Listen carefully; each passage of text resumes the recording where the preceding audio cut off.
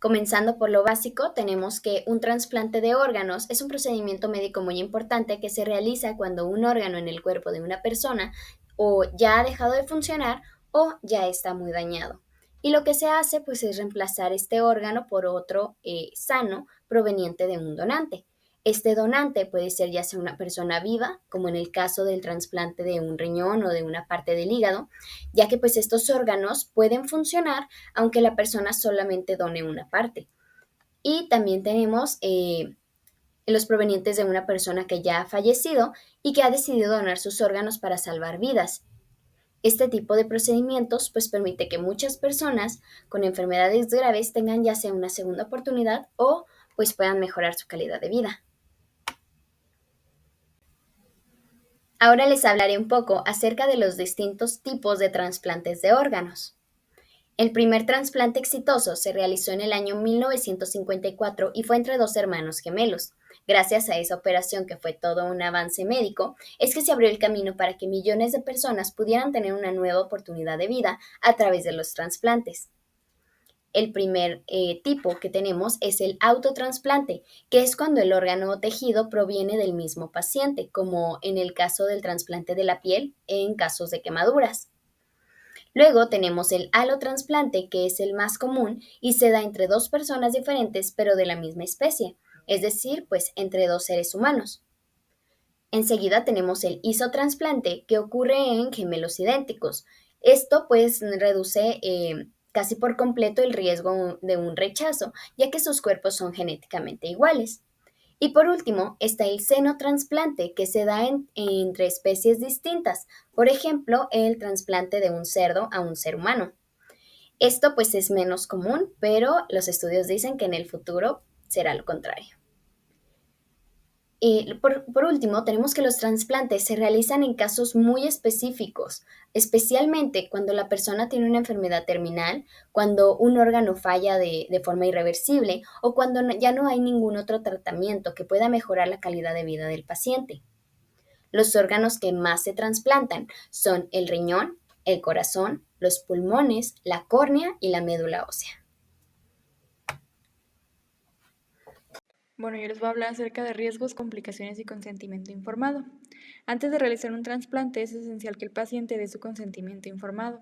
Esto significa que el paciente debe recibir información clara sobre el procedimiento, los riesgos, beneficios, alternativas y que su decisión sobre todo sea libre, voluntaria e informada, ya que al momento de nosotros realizar un trasplante de órganos, el sistema puede rechazar el órgano. Y pues bueno, para evitar esto vamos a utilizar ciertos medicamentos llamados inmunosupresores, pero estos pueden llegar a debilitar al paciente, por lo cual es importante que el paciente, antes de someterse a toda esta cirugía, a todo este procedimiento, debe conocer los riesgos que esto conlleva. En caso de que el paciente sea una persona menor de edad o una persona que no tenga la capacidad legal, el consentimiento informado lo deben dar los tutores siempre y cuando con el respaldo médico y bajo los principios éticos. Bueno, cuando hablamos de trasplantes no solo pensamos en lo médico, también hay decisiones éticas que deben tomarse con responsabilidad. Ahí es donde entra la bioética, que nos ayuda a actuar de forma justa y respetuosa. Existen 4 principios básicos que deben seguirse: la autonomía, la beneficencia, la no maleficencia y la justicia. La autonomía nos habla de que cada persona tiene derecho a decidir si quiere recibir un trasplante o no. Su opinión debe ser escuchada y respetada. La beneficencia, el objetivo del trasplante es mejorar la vida del paciente, así como todo debe hacerse buscando su bienestar. La no maleficencia significa evitar causar daño, por eso los médicos evalúan si el trasplante es realmente lo mejor para el paciente. Y la justicia, bueno, los órganos deben asignarse de manera justa, sin favoritismos y siguiendo criterios médicos y éticos. Bueno, pues para continuar con el tema acerca de la donación de órganos, vamos a revisar algo relacionado con los dilemas éticos que la donación de órganos va a conllevar una vez que se realice. La primera parte de ello, pues es que tenemos que saber que existe una parte de consentimiento informado o autonomía, ¿verdad? El dilema central aquí es, ¿se debe extraer órganos si las personas no expresaron su voluntad antes de morir? En realidad ha sido un dilema por mucho tiempo debido a que muchas de las veces pues se cuestiona la parte de la autonomía, ¿verdad? Que como seres humanos tenemos al decidir sobre nuestro propio cuerpo. técnicamente se invalidaría esta autonomía que nosotros tenemos si una persona no expresa la voluntad y por cualquier situación, pues un accidente o algo, y sus familiares deciden finalmente realizar la donación de órganos pertinente. En algunos de los países, se va a aplicar lo que es el consentimiento presunto, ¿verdad?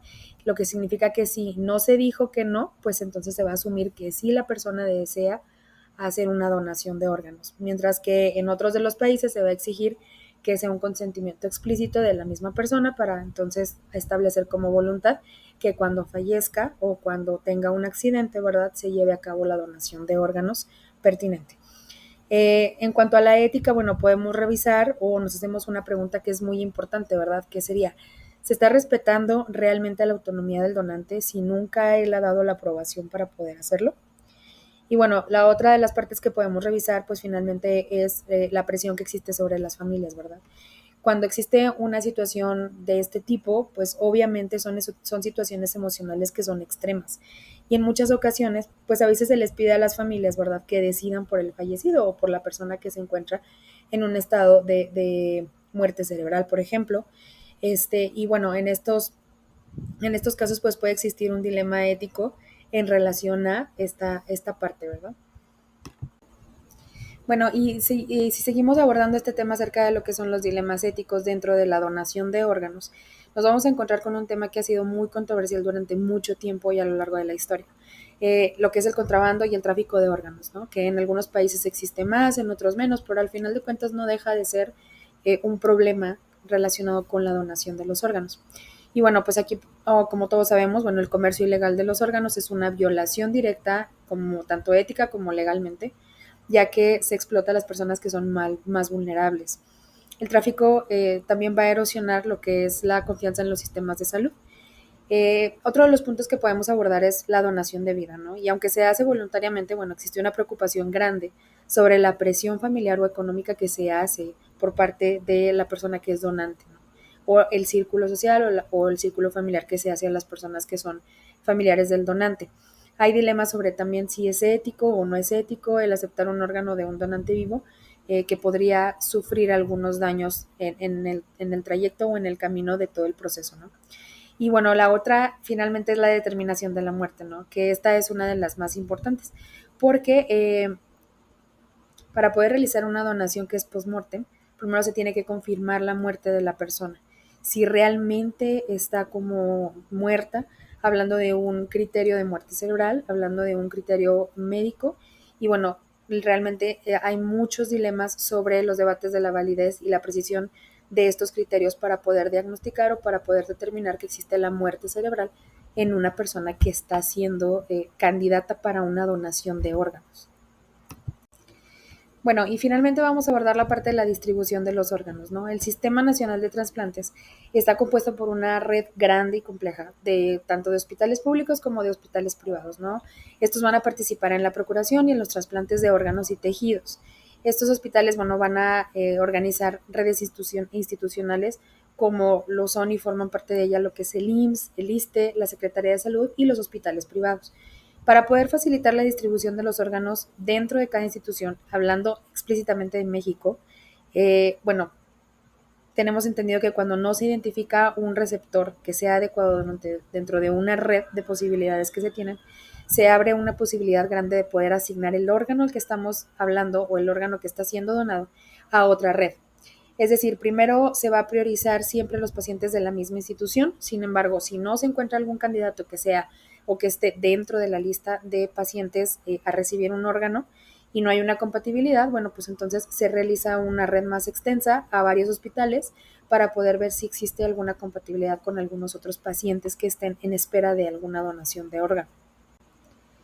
Los criterios para la distribución, van a variar, pero dentro de los principales vamos a tener que se va a basar principalmente en principios éticos considerando 5 puntos que son bien importantes, ¿no? El primero es la urgencia médica que el paciente tiene, es decir, el estado de gravedad del paciente, el que va a recibir el órgano. El segundo va a ser la compatibilidad inmunológica entre el donante y el receptor para así evitar que se generen los rechazos de trasplante y así no desperdiciar, como quien dice, el órgano que está siendo donado. el tiempo de espera en la lista nacional, es decir, cuánto tiempo lleva la persona esperando que se le trasplante un órgano. La otra es una probabilidad de éxito del trasplante. Esto lo tenemos que revisar o relacionar con las correlaciones que existen en otros diagnósticos o con otras enfermedades que el mismo paciente tenga o algunos factores que sean como de riesgo para él, ¿no? También hay que revisar lo que es el estado y la edad y el estado general del paciente.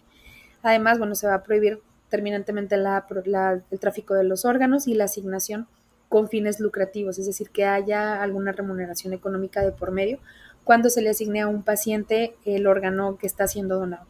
Esto va a garantizar pues, que todos los procedimientos de forma al 100% o tendría que ser así, evitando lo que es obviamente la compra de órganos en el mercado negro o el tráfico ilegal, como todo el mundo lo conocemos.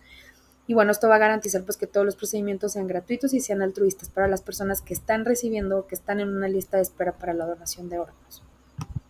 Continuando entonces vamos a hablar ahora sobre lo que es el aspecto legal. El trasplante de órganos va a estar regulado por lo que son leyes nacionales e internacionales para proteger la dignidad humana y para evitar abusos.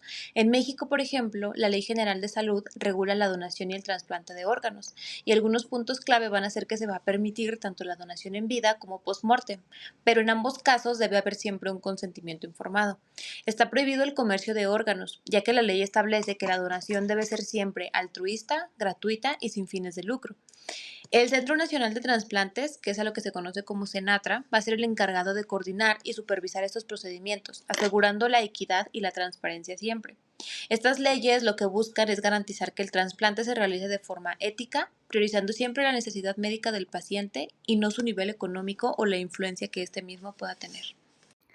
Las religiones también tienen distintas posturas sobre el trasplante de órganos, muchas de ellas influenciadas por sus visiones sobre la vida, la muerte y el cuerpo humano. La Iglesia Católica, por ejemplo, apoya el trasplante siempre que se haga de manera ética. El Papa Juan Pablo II lo llamó un acto de amor y solidaridad. En el Islam, el trasplante está permitido si se hace para salvar una vida, pero se requiere que el proceso respete la dignidad del cuerpo y cuente con consentimiento. El judaísmo permite los trasplantes y los considera una mitzvah, es decir, un acto virtuoso, siempre que no se interfiera con la muerte natural. En cambio, algunos grupos cristianos, evangélicos o budistas pueden tener reservas y consideran que el cuerpo no debe ser alterado después de la muerte. En resumen, aunque existen diferencias, la mayoría de las religiones importantes están a favor del trasplante cuando se realiza con respeto y con fines médicos claros. En conclusión, el trasplante de órganos es una maravilla médica que ha dado esperanza a miles de personas, pero también nos enfrentamos con decisiones muy complejas que tocan nuestros valores, nuestras creencias y nuestras leyes. Como sociedad debemos seguir promoviendo la educación sobre la donación de órganos, el respeto por los derechos humanos y la equidad en el acceso a la salud. Como individuos, cada uno de nosotros se puede convertir en donador y con esa decisión salvar hasta 8 vidas. Donar órganos no es solo un acto médico, es una expresión de humanidad, solidaridad y amor por la vida.